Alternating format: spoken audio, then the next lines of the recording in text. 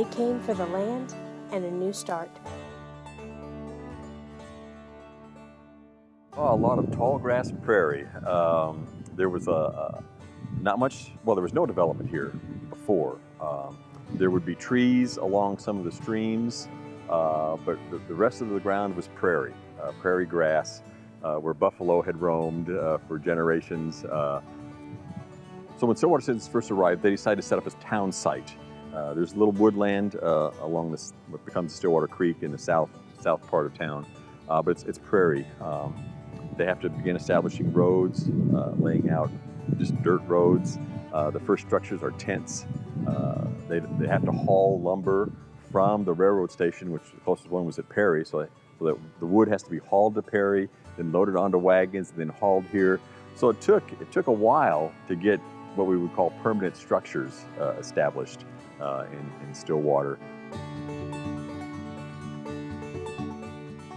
Payne County then began looking at what opportunities there will be as you're creating a new area and you have governance. You're going to want infrastructure, you're going to want roads, you're going to want buildings, you're going to want prisons, schools, all of those things that go into a new development. They opted for the establishment of a land-grant university and an agriculture experiment station.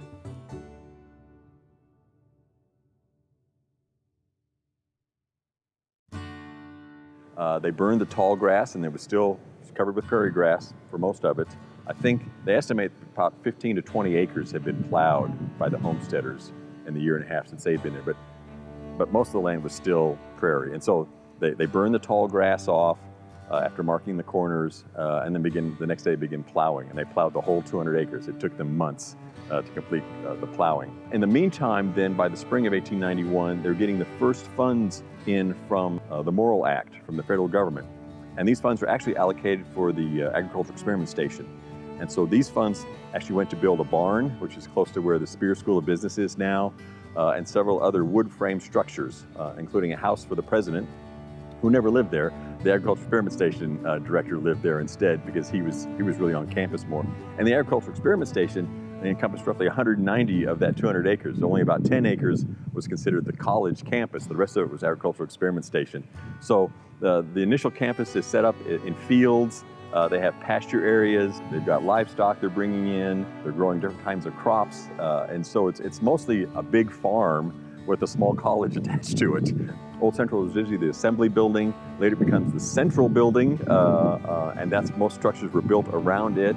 And like I said, initially, many of those were wood frame for a number of years, and then eventually other more permanent structures began to develop around Old Central. Most of what we know as the campus today in 1892, 94 to 95 was fields, livestock, and pasture area.